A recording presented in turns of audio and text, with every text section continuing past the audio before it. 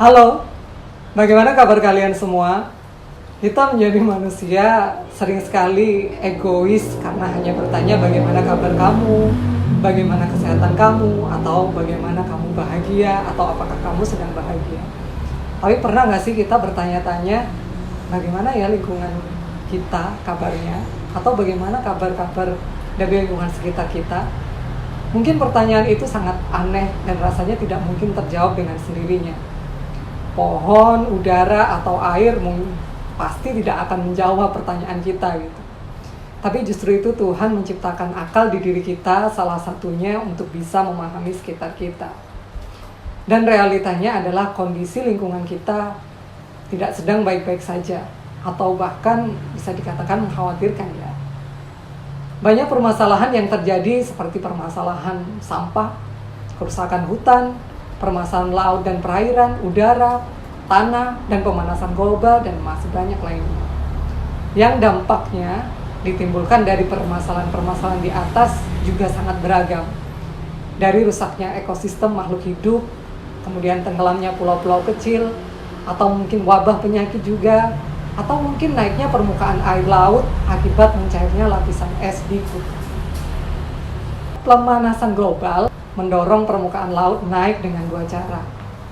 Yang pertama, cairnya lapisan es berbasis dari lahan. Kemudian yang kedua yaitu adanya kenaikan air suhu di laut yang terus-menerus dan menyebabkan mencairnya lapisan es di kutub. Peneliti dari Amerika, Rob DeConto dan David Pollard menyimpulkan dengan tingkat emisi gas rumah kaca yang ada pada saat ini di lautan bahkan di dunia yang nantinya akan naik hampir 2 meter hingga pada tahun 2100 dan bahkan akan naik ke tahun-tahun berikutnya juga akan semakin naik. Peneliti Pusat dari Penelitian Kemasyarakatan dan Kebudayaan LIPI menyatakan kenaikan permukaan laut di perairan bisa mencapai 25 hingga 50 cm pada tahun 2050 dan 2100. Dan diprediksi dapat mengenangi sebagian besar kota-kota pesisir di Indonesia.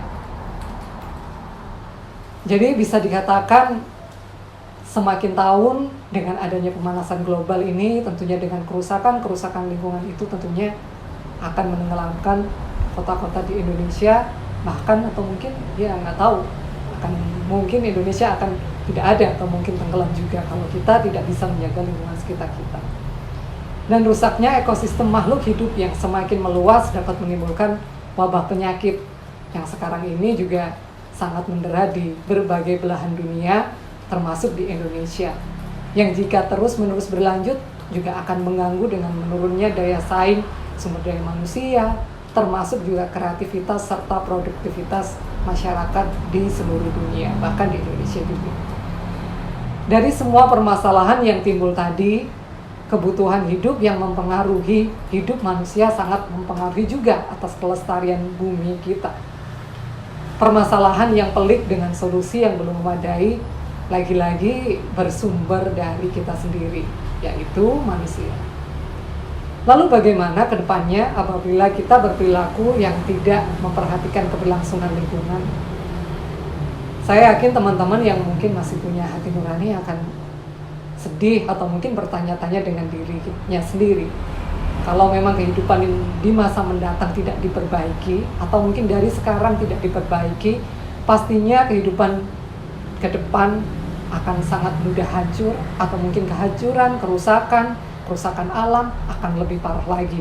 Dan kehidupan manusia itu sendiri akan terhimpit, dan oleh sebab itu manusia harus benar-benar memperhatikan bagaimana sumbernya dari kerusakan bumi itu berasalnya juga dari manusia kita sendiri.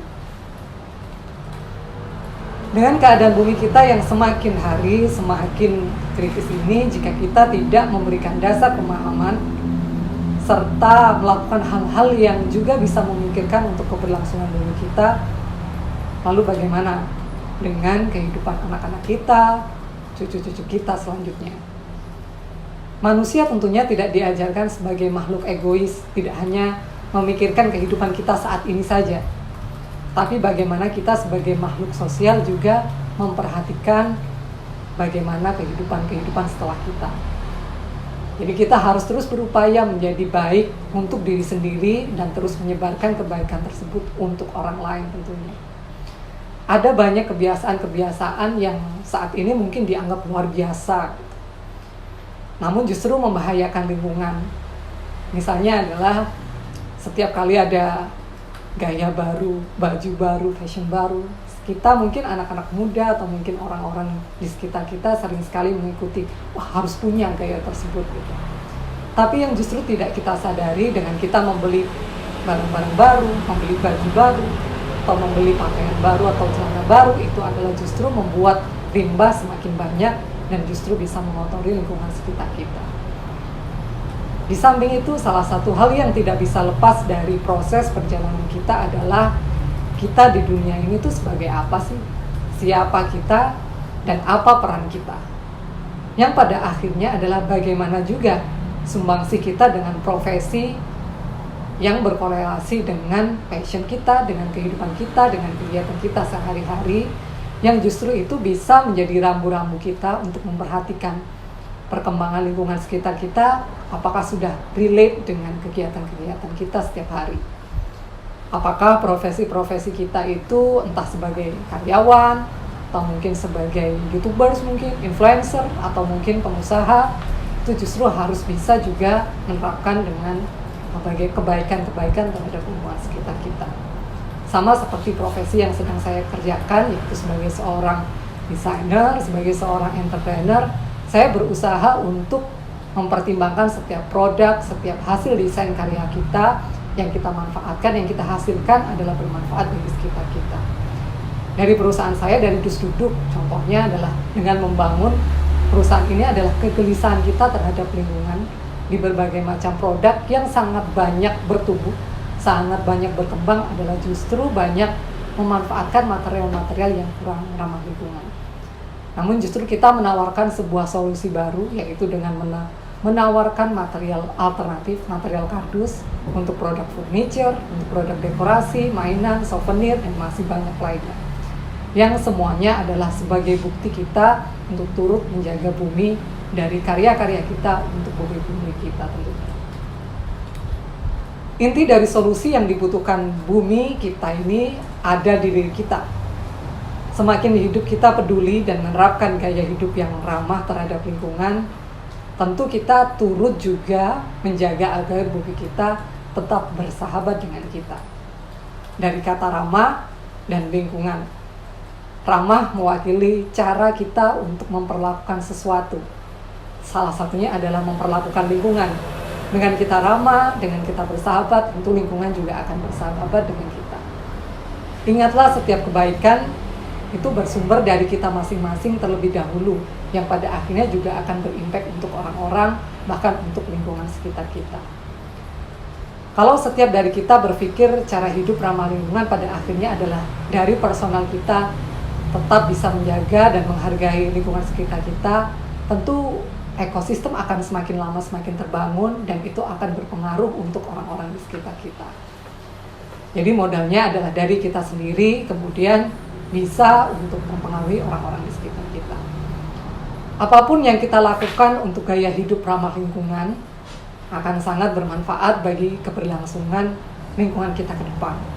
Lebih hemat energi, lebih hemat uang, limbah yang dihasilkan juga lebih sedikit, dan itu tentunya akan sangat bermanfaat untuk kita. Namun seringkali kita terjebak dalam sebuah persepsi yang salah terhadap lingkungan kita. Dari mulai mungkin kalau kita lebih ramah lingkungan, biaya hidup kita makin mahal. Justru itu malah pernyataan-pernyataan yang menurut saya adalah salah. Karena kalau dianalisis secara benar, justru malah itu membuat kita lebih hemat. Misal contohnya ketika kita menggunakan tote bag sendiri dengan membawa dari rumah. Kalau kita hitung berapa kali kita ke minimarket di sekitar kita, kita berbelanja, kemudian kita menggunakan plastik yang disediakan oleh minimarket, nah itu berapa kali coba? Dengan begitu tentunya pasti akan banyak sekali lingkungan kita atau mungkin banyak sekali limbah-limbah yang dihasilkan kalau kita masih tetap menggunakan plastik-plastik yang disediakan. Atau mungkin persepsi ribetlah bawa tas sendiri, atau mungkin menggunakan sedotan stainless membawa sendiri juga. Justru malah hari ini adalah yang berkembang anak-anak muda yang gaul, anak-anak muda yang keren, adalah anak-anak muda yang nggak malu pakai tote bag, nggak malu bawa sedotan stainless kemana-mana. Justru turut menjaga bumi sekitar kita adalah sesuatu hal yang sangat keren.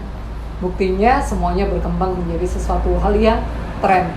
Semakin banyak orang yang mengupload mungkin di media sosial atau di berbagai media, akhirnya justru bisa memberikan impact yang luar biasa, dan itu adalah bukti nyata bahwa persepsi itu sebenarnya salah.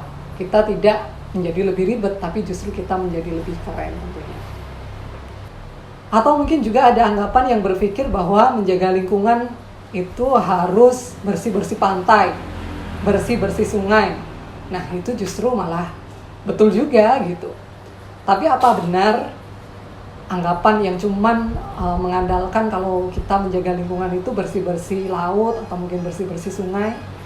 Nah, itu harus kita pertimbangkan lagi, karena sebenarnya gaya hidup kita, entah kita di rumah atau kita mungkin di kampus atau mungkin kita di mana saja, dengan lingkungan sekitar kita dimanapun berada, sedini mungkin, sebisa mungkin turut menjaga lingkungan, maka kita juga akan turut menjaga bumi kita akan semakin baik dengan kita.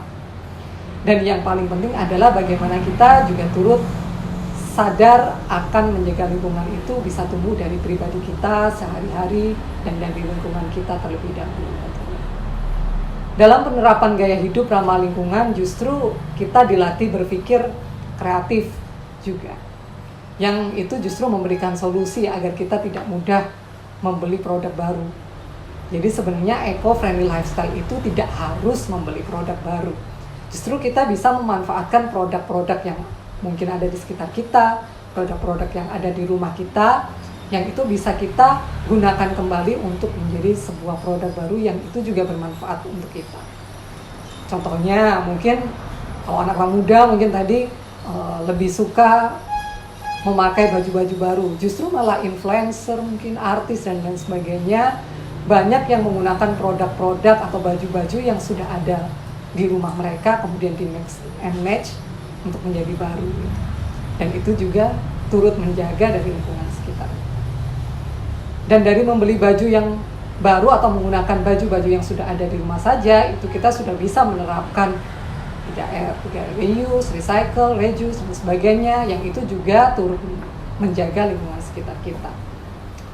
Atau mungkin ide konkret lainnya yang tadi juga sudah sempat saya sampaikan adalah ke supermarket menggunakan tote bag sendiri. Nah, itu juga salah satu hal yang sangat relate dengan kehidupan kita, yang sebenarnya juga kalau kita hitung-hitung menggunakan tote bag yang harganya berapa dibandingkan dengan harus membayar berapa di setiap kita berbalik lagi ke minimarket, itu tentu akan menjadi sesuatu hal yang lebih boros tentunya. Atau mungkin kita juga bisa mungkin menanam bunga di pot yang potnya terbuat dari timba plastik atau mungkin botol plastik. Nah, itu juga sangat bisa kita gunakan dengan produk-produk yang ada di rumah kita. Jadi sebenarnya eco-friendly lifestyle itu tidak perlu modal yang besar gitu. Bahkan bisa kita mulai dengan apa-apa yang kita miliki di rumah saja. Dan banyak sekali sebenarnya ide-ide kreatif yang mungkin teman-teman bisa men-searching di Google atau men-searching di teknologi manapun ya, bahwa sebenarnya banyak sekali orang-orang yang sekarang ini sudah membuat produk-produk yang semangatnya adalah eco-friendly lifestyle, tapi justru menggunakan material-material yang ada di sekitar kita. Pepatah mengatakan apa yang kamu tanam, itulah yang kamu tuai. Begitu pula dengan kondisi lingkungan yang ada di saat ini kita. Kita cenderung bercermin dari apa yang kita lakukan gitu tentunya. Tidak mungkin hasil yang terjadi muncul tanpa sebab. Nah, yang perlu kita kerjakan hari ini adalah bagaimana kita bisa semaksimal mungkin, sedini mungkin untuk melestarikan bumi kita dengan kegiatan-kegiatan yang tetap ramah lingkungan, tetap baik terhadap sekitar, dan bersahabat dengan lingkungan sekitar kita. Yang tentunya itu adalah sesuai dengan harapan, cita-cita kita, agar kehidupan bumi kita bisa selaras, bahagia dari hari ini hingga selanjutnya. Be creative for your eco-friendly lifestyle. Jadi saya Arif Susanto untuk TEDx Universitas Airlangga Surabaya.